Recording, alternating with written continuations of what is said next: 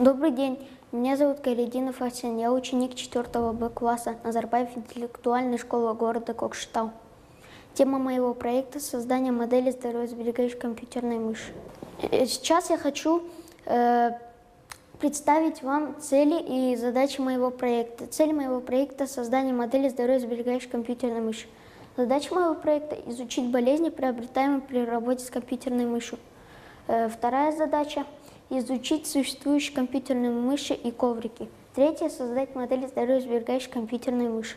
Что же послужило мне работа над этим проектом? На уроке информатики при изучении темы правил поведения и техники безопасности в кабинете информатики я узнал, что такие устройства, как монитор, компьютерная мышь и клавиатура, могут навредить здоровью человеку. От монитора есть специальное защитное стекло и специальные очки. Но как же сберечь свое здоровье от негативного влияния компьютерной мыши?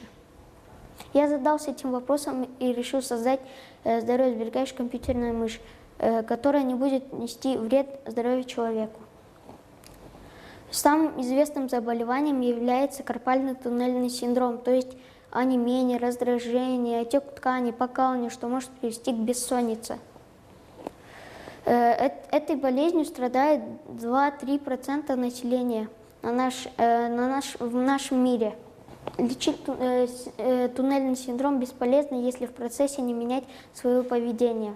Лечить лекарствами, сделать операцию, либо часто не использовать компьютерную мышь. При изучении материала я сделал опрос среди работников разных сфер. Среди всех я выбрал IT-специалистов, работников банка и медицинских работников. Больше всего компьютер используют IT-специалисты, а после них работники банка. Ну а за работниками банка медицинские работники. Чтобы не было болезни, надо правильно использовать компьютерную мышь. Сейчас показано, как правильно и неправильно использовать компьютерную мышь.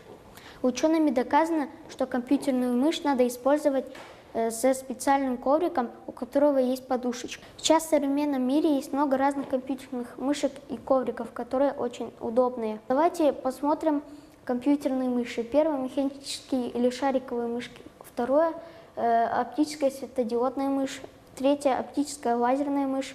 Четвертое – трекбол мышь. Пятое – гироскопическая мышь.